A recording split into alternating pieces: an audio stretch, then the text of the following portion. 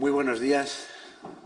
En primer lugar, el agradecimiento de la Abogacía Española a su asistencia a esta presentación del programa que se desarrollará hoy a través de toda la mañana, referido siempre, como bien sabéis los que conocéis esta casa, a derechos humanos. Hablaremos fundamentalmente de la crisis, no solo la crisis económica, la crisis de valores y la incidencia que estas crisis están teniendo sobre los derechos humanos, los derechos fundamentales. Tenemos el honor y el placer de contar con la Defensora del Pueblo. Hay que decir que en todas las jornadas que prepara sobre derechos humanos el Consejo General de la Abogacía Española, la Defensora participa de alguna manera y es nuestro aliento que con nuestra pequeña actividad podamos colaborar día a día por mejorar el respeto a la dignidad de las personas, al respeto a los derechos fundamentales. Y yo, como soy el que menos tengo que intervenir aquí, le paso la palabra a la Defensora del Pueblo para iniciar esta jornada correspondiente al año 2012.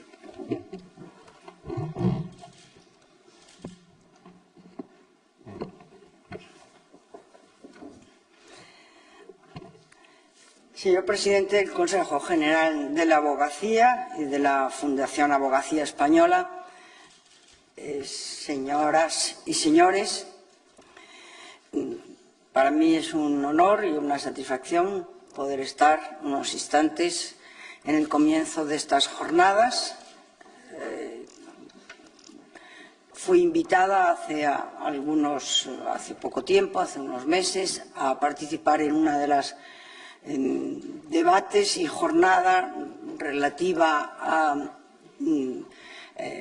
trata de seres humanos, tráfico y trata de seres humanos, seguramente porque la institución Defensor del Pueblo había realizado un informe que comenzó a hacer sobre esta materia hace ya unos años y se acababa de publicar a mediados del 2012 el informe relativo a tráfico y trata de seres humanos en España. Ha habido otros encuentros y yo he tenido conocimiento de ello, me alegro y le reitero, presidente, mi satisfacción por estar ante ustedes. Satisfacción y un poquito cuando venía hacia acá decía, bueno, voy muy contenta, pero también hablar ante tanto letrado es un riesgo para una que no lo es. Cualquiera podría emprender acciones. Claro que yo me defendería antes de que las tasas entraran en vigor. La institución para la cual yo he sido elegida como alta comisionada y defensora del pueblo es, por declaración, por decisión de Naciones Unidas del año 2000, es depositaria de la defensa de los derechos humanos.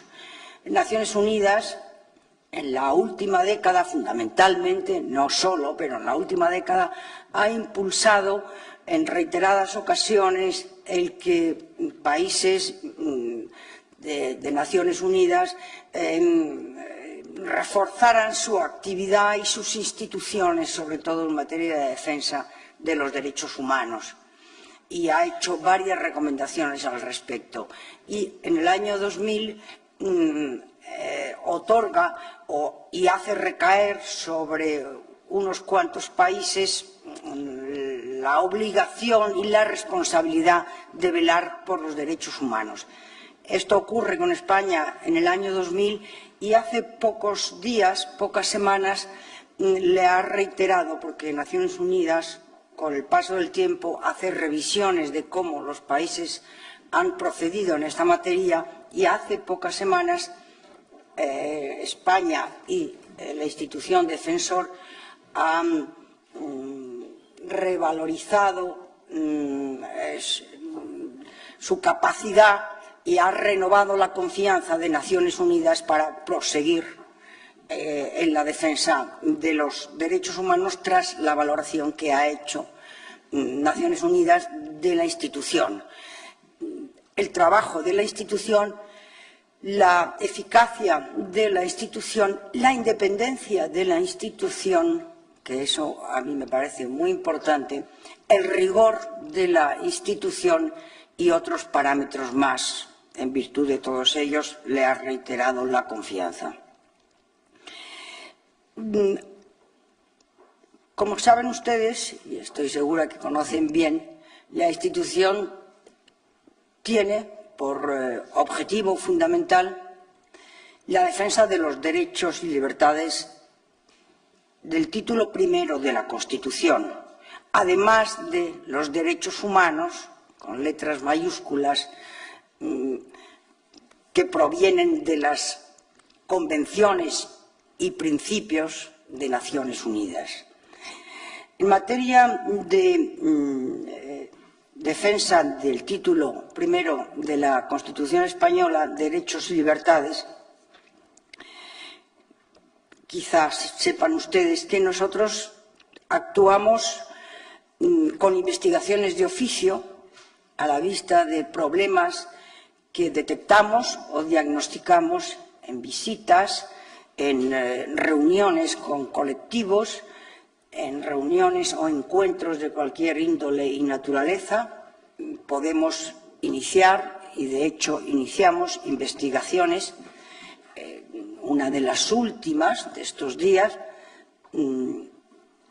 es relativa a la ciudad de Melilla y a la frontera, porque he estado hace 3 días visitando la frontera, hablando con las personas responsables de esa frontera y los servicios de seguridad y funcionarios públicos. He hablado con personas que cruzaban la frontera de Marruecos a España y he visitado el centro de extranjeros, el centro temporal de extranjeros, y a raíz de todo ello y de las conversaciones con distintas personas me ha parecido oportuno iniciar una investigación de oficio. Es una frontera, desde mi punto de vista, que no es una frontera española, es una frontera de la Unión Europea, no es España solo. Las personas que quieren cruzar esa frontera no desean, en su inmensa mayoría, quedarse en España, quieren llegar a Europa, a distintos puntos de la Unión Europea.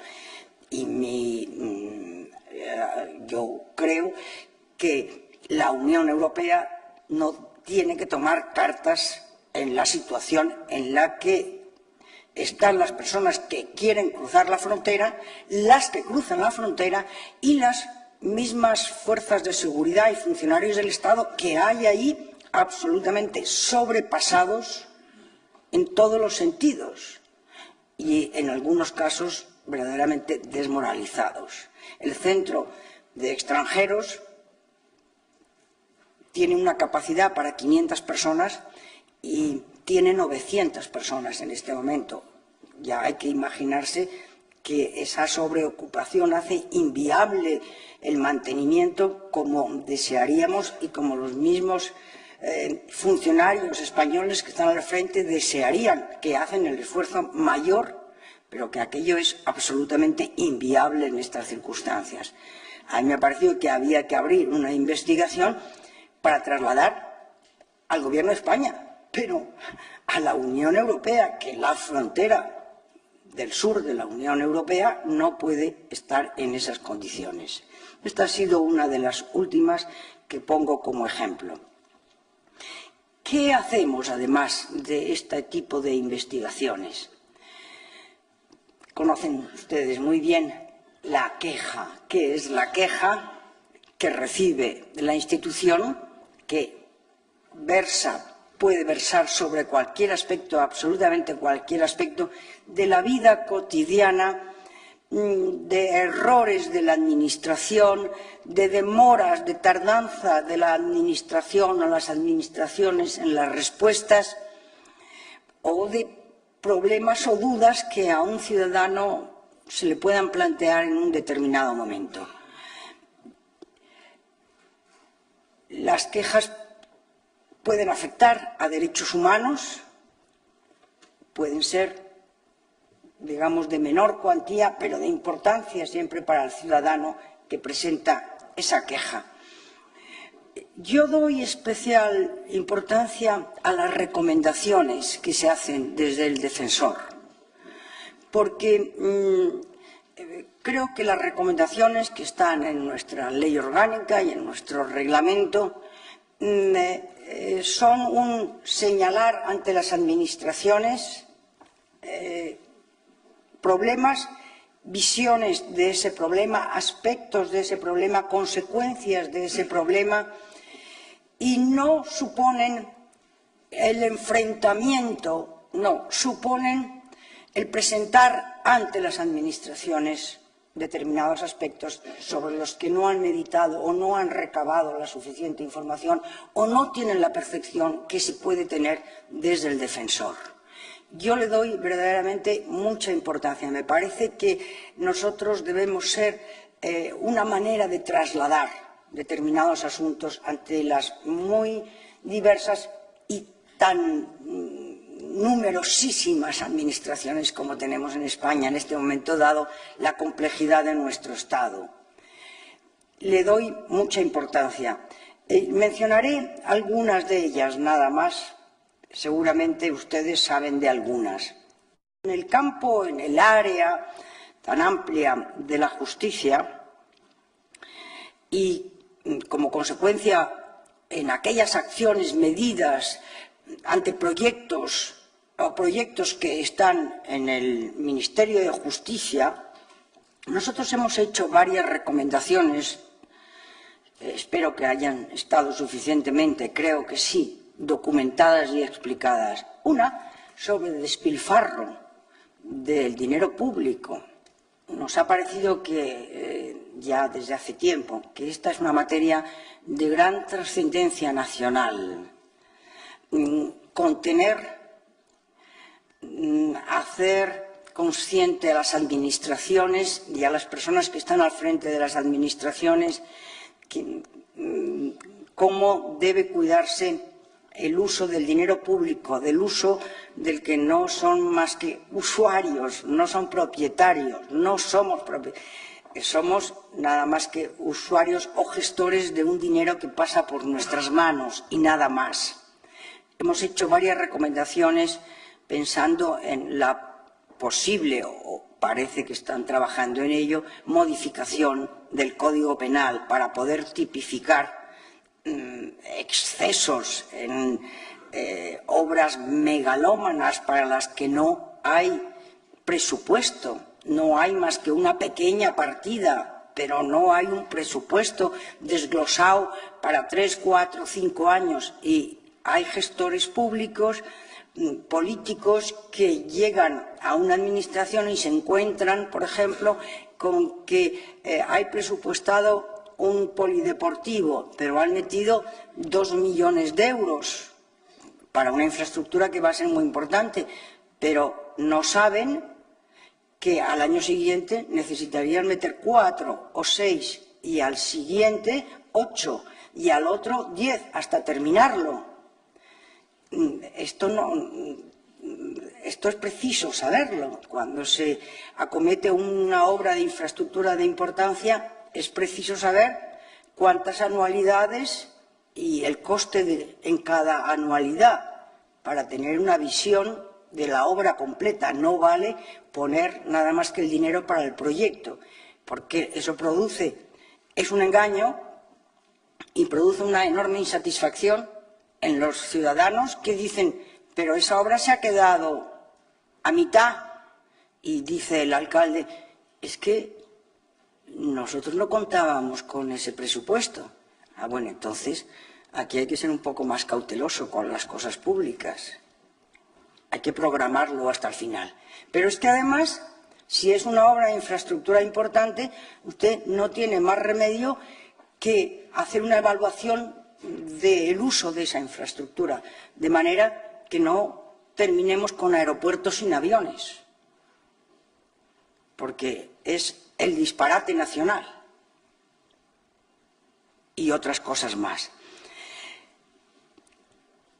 Recomendación importante también desde mi punto de vista en materia de terrorismo, fundamentalmente en materia de asistencia a las víctimas del terrorismo. Como saben ustedes, el Ministerio de Justicia también está elaborando un estatuto, así lo denomina, de la víctima.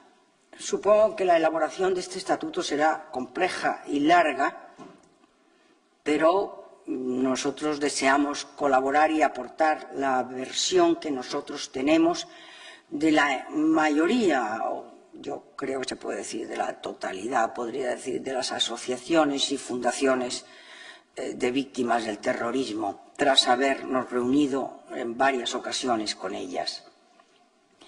Nosotros recomendamos que las víctimas tengan información a lo largo de todo el procedimiento judicial cuando les afecte un delito, una acción terrorista, cuando se juzgue a una o varias de las personas que han cometido ese delito, que las víctimas tengan permanentemente información, bien en la Audiencia Nacional, bien en el Ministerio del Interior. Creo que finalmente se ha optado información del Ministerio porque sea en la Audiencia Nacional, pero una información de manera que la víctima pueda saber en qué situación está el autor o autores de los delitos, en qué situación penitenciaria, si ha habido algún cambio en esa situación, si va a salir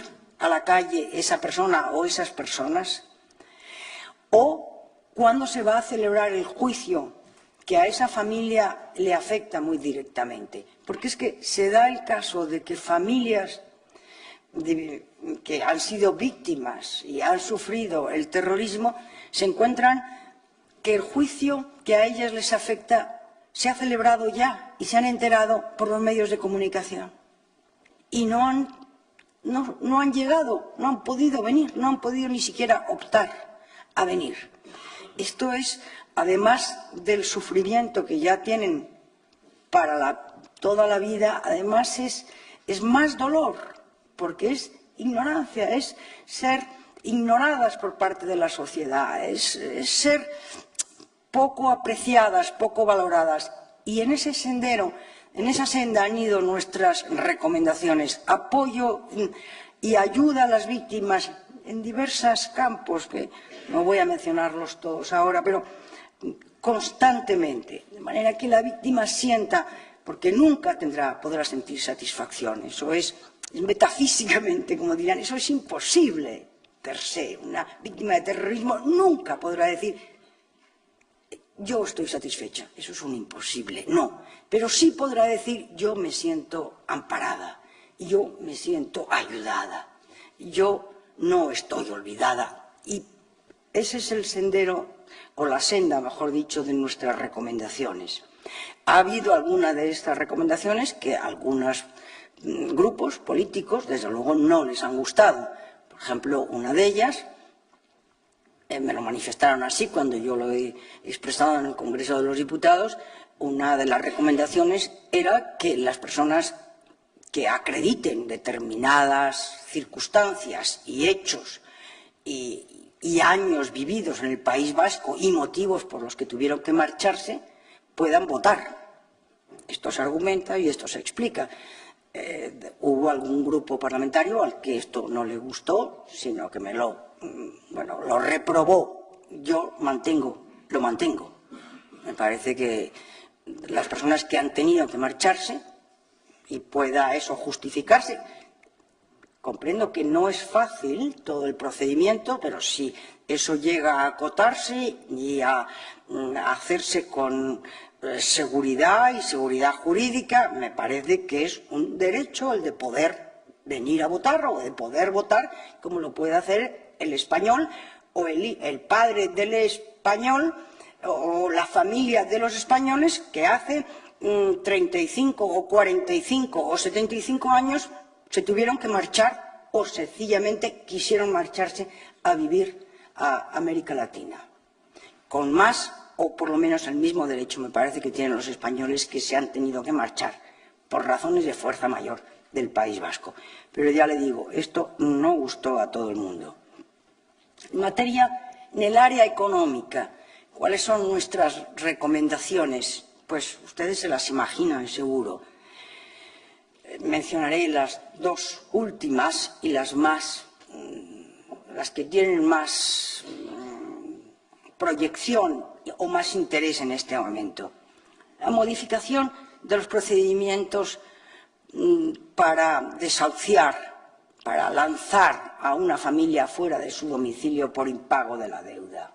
Nosotros creemos que esto hay que modificarlo. Han cambiado mucho la sociedad española, han cambiado las circunstancias y seguramente hay que mirar hacia la ley hipotecaria y hacia otras leyes y hay que replantearse algunas cuestiones. Partiendo de la base y del Estado de Derecho, de que tenemos que pagar nuestras deudas, del principio de seguridad jurídica, tenemos que pagar nuestras deudas, tenemos que hacer frente a nuestros compromisos, también a nuestros compromisos económicos, con quien quiera que fuese y con las entidades bancarias. Pero podemos analizar, y se debe analizar en este momento, cuál es la situación en la que determinado número de familias, creo que es preciso primero saber con exactitud el número de familias que no pueden hacer frente por circunstancias que también se pueden explicar y documentar, no pueden hacer frente a esos pagos. Estas recomendaciones largas, también consecuencia de un informe, de un estudio que ha tenido como duración 1 año, también han sido presentadas y elevadas al gobernador del Banco de España, en este caso, y al ministro de Economía y, bueno, como consecuencia de, no diré yo que del defensor, pero como consecuencia de determinadas situaciones y presiones y declaraciones y acciones, el Gobierno de entrada, hace 2 semanas, paralizó los llamados desahucios y se están tramitando ahora como proyecto de ley en el Congreso de los Diputados.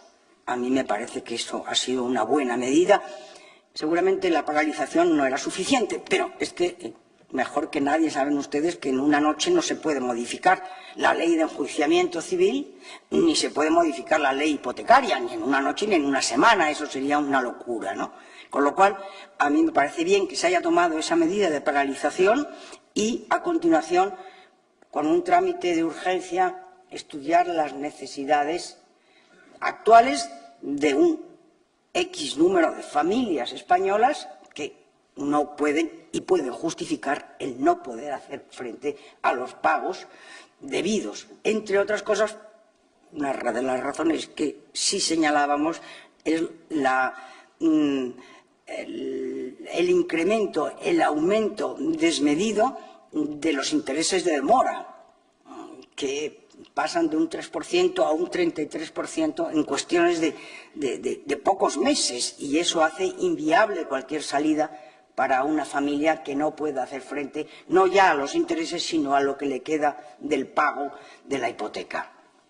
Último informe nuestro relacionado muy estrechamente con derechos humanos, la trata de seres humanos, tráfico y trata de seres humanos.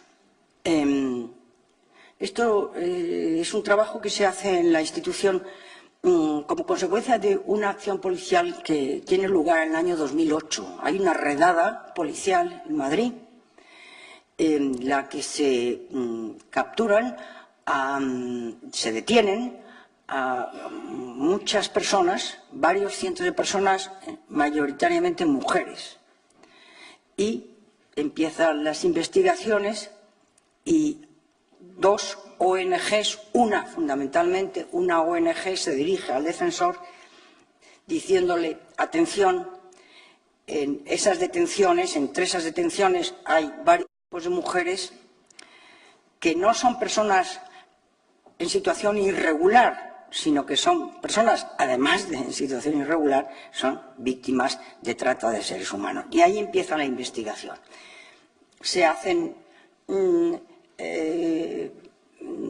averiguaciones, se hacen las diversas investigaciones, se habla con la Fiscalía, se habla con los fiscales, se visita, se tiene permiso para hablar con esas personas, con parte de esas personas, y todo ello da lugar a un informe sobre trata y tráfico de seres humanos, fundamentalmente en España, con datos de Naciones Unidas, con datos de la Unión Europea también, y se define el perfil de esas personas que son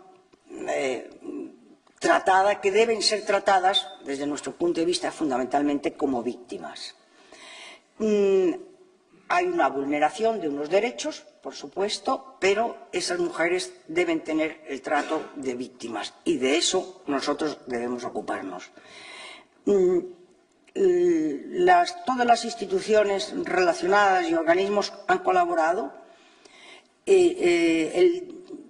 Se ha avanzado bastante para intentar diagnosticar cuáles son los casos en que esas mujeres que son objeto de explotación sexual son verdaderamente víctimas, cómo se puede llegar a diagnosticar o a aseverar que sí, que lo son. No es fácil porque estas personas están naturalmente, aparte de en una situación psicológica cruel, están asustadas, están temerosas y su confesión no es fácil. Para ser tratadas como víctimas, de acuerdo con la ley de extranjería, tienen que hacer una confesión que satisfaga, entre comillas, el interés de las fuerzas de seguridad y del juez para declararla como colaboradora a esa persona que va a colaborar en la persecución del delito. Y esto no es fácil para ellas y necesitan un tiempo de reflexión y de protección hasta que estén tranquilas, serenas y se sientan con capacidad para colaborar en la persecución de ese delito. Esto es un informe largo, documentado, con muchos anexos y mucha bibliografía que a alguna de las personas aquí presentes les puede interesar y desde luego se lo hacemos llegar encantados. Esa es nuestra función. Estas son algunas de nuestras sugerencias que versan sobre derechos humanos y derechos y también libertades. Pero yo no querría terminar con las quejas nada más, porque el defensor, lo que llegan a nuestra institución son fundamentalmente quejas de colectivos o de personas individuales. Y yo vengo desde que estoy al frente de la institución, en el mes de finales de julio, pensando y dándole vueltas a la cultura de la queja. Hay un libro del año, me parece que es 93, un norteamericano, Robert Hughes, que denomina la cultura de la queja. Y eso y otros documentos me han hecho adentrarme un poco en la queja. La queja viene de antiguo. El paciente Job se queja, pero dice, ceñiré la queja ante mí mismo. Su paciencia y su fe era tan grande que no se atreve a manifestar la queja, pero ante sí mismo se queja de su circunstancia. El siglo de oro español, el teatro, la poesía del siglo de oro, es una queja. ¿Qué es Calderón? Calderón le hace decir a uno de los personajes de La vida es sueño algo así como: si tu queja es justa, yo atenderé tu queja. ¿Y qué es Segismundo? Segismundo es la queja. Total, absoluta. Es la más omnicomprensiva que yo he leído jamás. Se duele de todo y se duele de sí mismo y le duele el alma. ¿Qué es Quevedo? Es la queja por la patria, por los muros caídos. Nuestro teatro, nuestro siglo de oro, es la queja.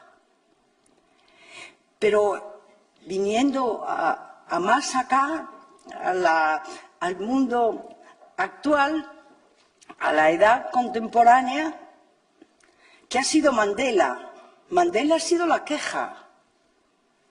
¿Qué ha sido Martin Luther King? Ha sido la queja también. Es decir, la queja tiene dos vertientes.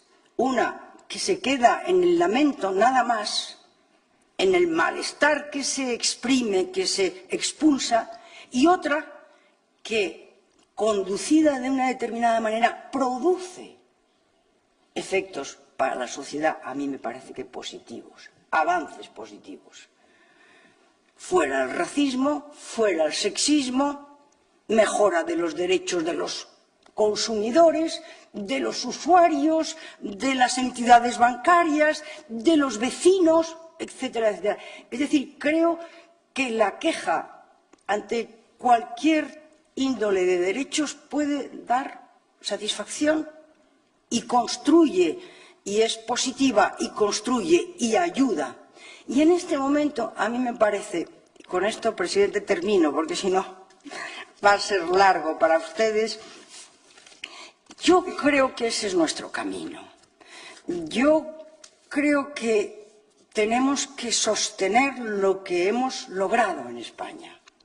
Tenemos que mantener no solo la democracia, por supuesto, sino todos los logros, muchos avances en muchos campos.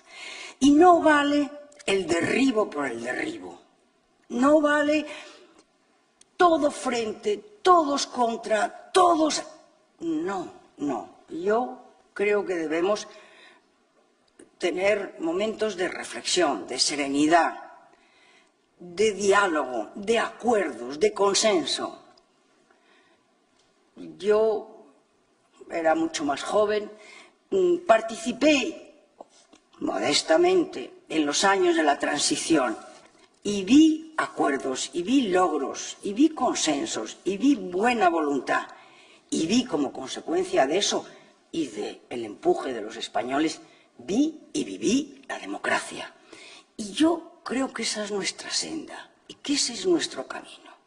Es nuestro camino para nosotros y es también el camino que tenemos que mostrar a otros países, a otros continentes, que están en circunstancias verdaderamente difíciles y donde aquello de los derechos humanos no está para nada garantizado, no está para nada asegurado. Nosotros vivimos en una sociedad que en ese aspecto es una sociedad privilegiada y tenemos la obligación de, si no lograr, es mucho pensar y hablar, pero de encauzar a otras sociedades por las mismas vías y cauces que a nosotros nos han llevado a la democracia y al Estado de Derecho. Muchas gracias, presidente.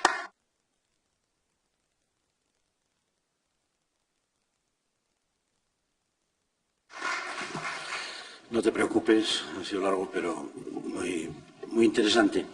Yo no quiero levantar esta mesa sin decir algunas palabras.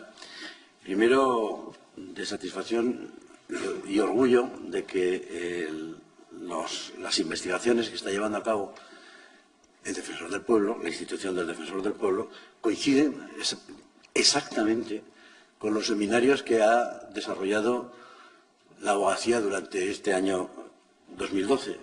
Alternativas al desahucio de los deudores hipotecarios. Para tu satisfacción también, defensora, tengo que decirte que ya son 37 las oficinas que hay en España montadas por los propios colegios de abogados para asesoramiento jurídico, defensa y, sobre todo, mediación para evitar que tantos ciudadanos sean puestos en la calle. Los centros de internamiento de extranjeros, el futuro legal, desde luego para Melilla, que siempre es un foco de conflicto, ¿no? Para Ceuta y para lo que quieras tienes a disposición a los colegios de Ceuta, Melilla y de toda España que despliegan constante actividad en esta materia. La enfermedad mental, el tercer tema que se inició con un informe magnífico de José Luis Palma, no sé si está aquí José Luis Palma. La enfermedad mental y la discapacidad intelectual en las prisiones, que conlleva un agravamiento de las penas de los internos, y las víctimas de trata con fines de explotación sexual en España, que tuviste la gentileza de presidir en nuestra casa, en nuestro Consejo General de la Abogacía Española. Pues bien, yo no te voy a saltar aquí con las tasas, ni muchísimo menos, aunque veas que lleve la post, y aunque fueses la primera autoridad que tuvo la amabilidad de oír a la abogacía, porque el día que estuviste tú saltó a la prensa precisamente la vertiginosa tramitación de la ley de tasas. Sí que te hemos pedido y te aportaremos toda la razón que, en uso de tus competencias, si así lo consideras, interpongas el recurso de inconstitucionalidad. Pero no seremos nosotros quienes vayamos más allá. Te puedo asegurar que serán muchos, muchos los españoles que acudirán a tu puerta para que acojas su imposibilidad de acceder a la justicia, a ese derecho fundamental. Y te lo podemos asegurar porque hay preceptos absolutamente imposibles, los que determinan que las tasas sean de 200 euros para reclamar 100.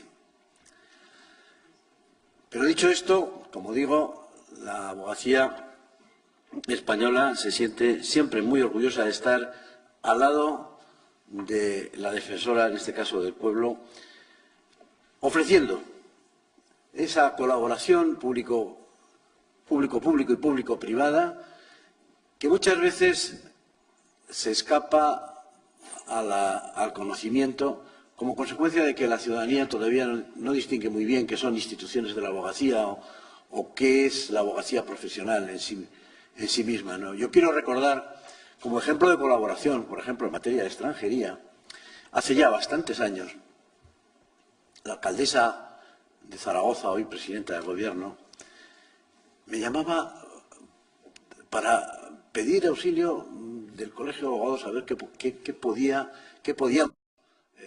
razonar, qué podíamos aportar para que 2 autobuses, nada menos, de ciudadanos rumanos que habían sido aparcados detrás del Pilar después de haberse escapado los 2 conductores de los autobuses y haberlos dejado allí, ¿qué podríamos hacer para que en estas fechas, un poquito más tarde, 23 de diciembre, tan señaladas para todos nosotros, no fuesen puestos en frontera como decía la legislación que había sido analizada por el municipio? Y bien, no sé si está también Pascual Aguelo, el responsable de extranjería, pero el colegio se puso a trabajar y en escasas horas habíamos encontrado el argumento.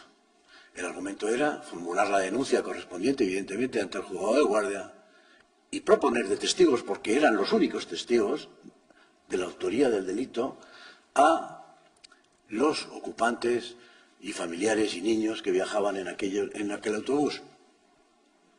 A mí me llenó de satisfacción cuando vi la reacción, en este caso del pueblo zaragozano, ¿no? Fueron contratados y fueron acogidos inmediatamente por toda la ciudadanía, como digo, en una acción simplemente de colaboración entre las instituciones para mejorar lo que son derechos humanos y, sobre todo, para una cosa que ha citado la defensora y que tiene toda la razón, para comenzar a hablar de victimología, que es ni más ni menos que la ciencia que estudia la situación en que quedan las víctimas del delito, de todos los delitos, de todos, absolutamente de todos. Pues bueno, ahí también queremos estar al lado de la institución del Defensor del Pueblo y queremos ofrecer pues lo que hacemos normalmente en nuestra profesión, pedir justicia. Me ha gustado muchísimo lo que has dicho en referencia a las quejas. ¿Qué es la abogacía española? La abogacía española es la queja. Muchas gracias. Damos por inaugurada estos encuentros y se pasa a montar la primera mesa. Muchas gracias.